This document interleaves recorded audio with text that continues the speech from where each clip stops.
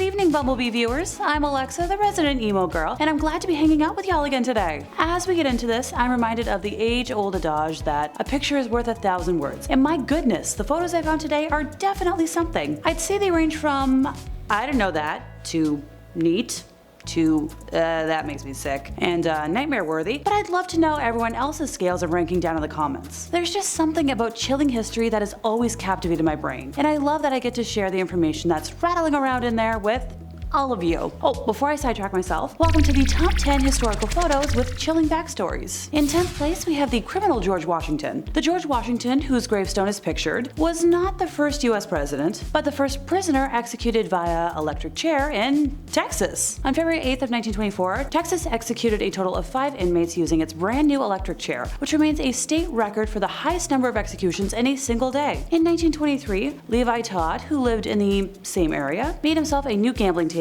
and promised George Washington he would give him the leftover lumber. But Levi gave the wood to another man, and George was so incensed that he shot and killed Levi as he sat playing poker with some friends seated around that new table. And to add to his crime, George shot Levi's terrified wife as she ran past a window in the Todd home. Mrs. Todd thankfully didn't die. He shot the Todd's dog and emptied his bullet device trying to kill one of the poker players, Frank Larry. But none of his bullets struck Frank, and he emptied his own safety device at Washington, hitting him with a load of buckshot. When the shooting subsided, Washington ran into the woods, only to be discovered a few days later as he slept, and well, the rest is history. I do have a fun fact for y'all though. The electric chair actually has a name.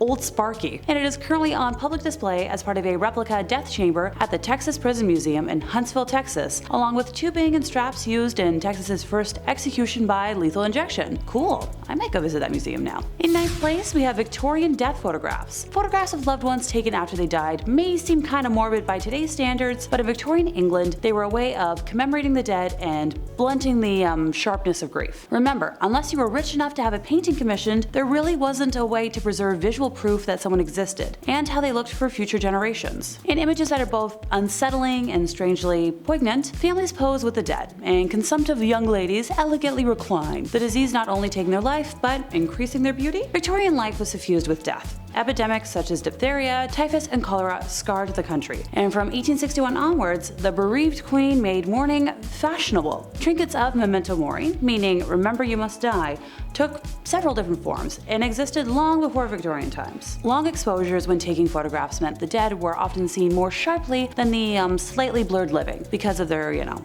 lack of movement. On some occasions, eyes would be painted onto the photograph after it was developed, which was meant to make the deceased more lifelike, while other times death was more obvious. Locks of hair cut from the dead were arranged and worn in lockets and rings. Death masks were created in wax, and the images and symbols of death appeared in paintings and sculptures. But in the mid-1800s, photography was becoming increasingly popular and affordable, leading to memento mori, photographic portraiture. Try saying that 5 times fast. You don't want to know how many times I failed. The first successful form of photography, the daguerreotype, was an expensive luxury, but not nearly as costly as having a portrait painted, which previously had been the only way of permanently preserving someone's image. As the number of photographers increased, the cost of these photos fell. Less costly procedures were introduced in the 1850s, such as using thin metal, glass, or paper rather than silver. I see where Weekend at Bernie's got their inspiration. In 8th place, we have a ghostly mural. The ghostly figure shown in this mural in the Karl Wallenda tunnel in North Rhine-Westphalia, Germany, depicts the 21 young people who died in a stampede in 2010 at Love Parade, a German music festival. At least 500 others were injured in the devastating tragedy. The Love Parade was a free access music festival and parade that originated in 1989 in Berlin. The parade featured stages, but also had floats with music, DJs, and dancers moving through the audience. The Love Parade in Duisburg was the first time that the festival had been held in a closed-off area. Between 200,000 and 1.4 million people were reported to be attending the event, and 3,200 police were on hand. As a consequence of the disaster, the organizer of the festival announced that no further Love Parades would be held and that the festival was permanently cancelled. Criminal charges were brought against 10 employees of the city of Duisburg and the company that organized the event, but eventually rejected by the court due to the prosecutor's failure to establish evidence for the alleged acts of negligence and their, causal connection to the deaths. The mural was established by an unknown artist as a reminder of the sad day. In 7th place, time to meet American physicist Harold Agnew. As you might have assumed, pictured is, that physicist, holding the nuclear core of the Fat Man atomic bomb, which was dropped on Nagasaki in 1945. The bomb ended up killing about 80,000 people, many of which who died from the long-term effects it caused, like radiation illness and leukemia. It was the second of the only 2 nuclear weapons ever used in warfare, and its detonation marked the 3rd nuclear explosion in history. It was built by scientists and engineers at Los Alamos Laboratory using plutonium from the Hanford site, and was dropped from the Boeing B-29 Superfortress boxcar piloted by Major Charles Sweeney. The name Fat Man refers to the early design of the bomb because it had a wide round shape. Fat Man was an implosion-type nuclear weapon with a solid plutonium core. In 6th place, we have Karl Wallenda. Karl Wallenda was a German-American high-wire artist and the founder of the Flying Wallendas, a daredevil circus troupe whose members performed dangerous stunts far above the ground, often without a safety net, and still perform to this day. The photo that stayed with me was from a triumphant moment in 1978, just after he crossed the Tower Bridge in London by,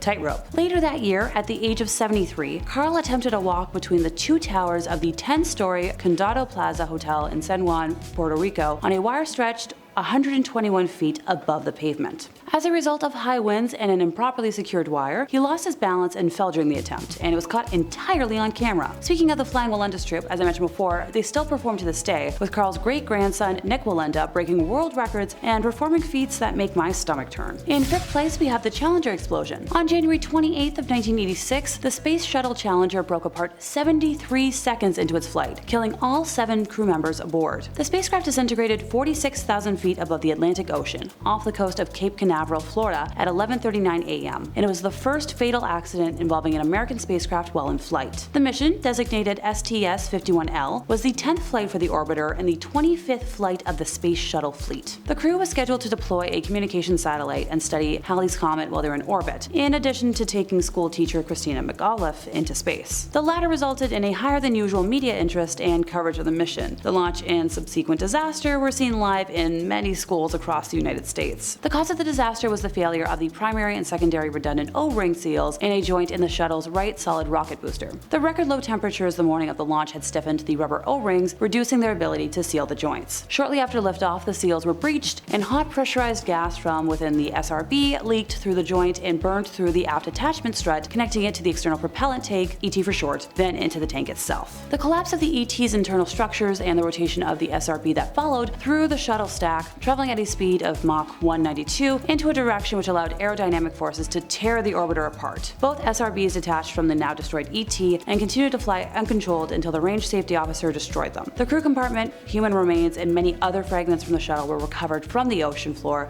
after a 3-month search and recovery operation. The exact timing of the deaths of the crew is unknown, but several crew members are thought to have survived the initial breakup of the spacecraft. The orbiter had no escape system, and the impact of the crew compartment at terminal velocity with the ocean's surface was too violent to be survivable. The disaster resulted in a 32-month hiatus in the space shuttle program. In 4th place, we have death recreations. Honestly, looking at this photo, it looks just like the special effects team for a movie studio or a haunted house, just doing their job. But sadly, the reality is much more grim. In 1980, forensic artists were recruited to reconstruct the facial features of 9 unidentified victims so that photos could be released by the media in an attempt to identify them.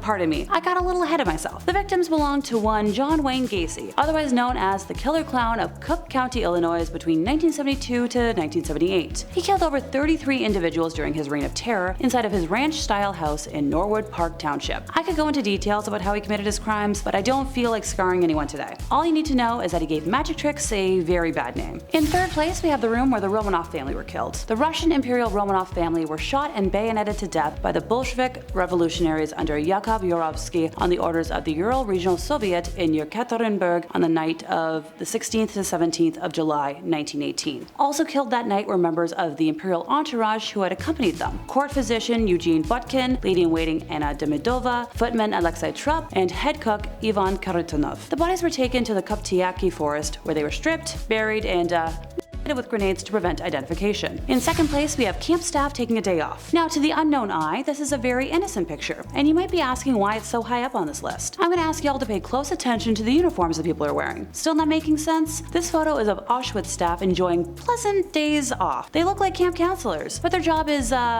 killing people in horrible ways, and they enjoyed it. Most probably took lives not shortly before or after this was taken. Easily the most unsettling photo for me today, since the absolute contrast makes my stomach turn. And in first place, we had the Uruguayan Air Force Flight 571. This picture was taken of a group of survivors of that crash in the Andes. They're all smiling in this photo, but it becomes eerie when you see the human spine to the right of them in the photo. I'll get to it, I promise. On October 13th of 1972, human error caused the plane and the 45 folks on board to crash into the Andes mountain range in Argentina, just shy of the border within Chile. Amid the wreckage of the mangled plane, on a mountain glacier about 80 kilometers east of the planned flight route, 33 passengers were still somehow alive. 5 people didn't survive the first night of below freezing conditions on the mountain in the remote Andes, and a 6th person died within days. Those who were still alive and not, critically injured or in a coma, used parts from the plane to create shelter, snowshoes, goggles, and also figured out a way to melt snow for drinking water. The survivors had no medical supplies or appropriate clothing and were stranded on the mountain as temperatures plunged to like minus 30 degrees Celsius. The little food they had was quickly running out. In a cruel twist, the survivors had found a transistor radio in the wreckage and were using it to listen to updates on the search effort. On day 11, they heard the announcement on the radio that the search for them had been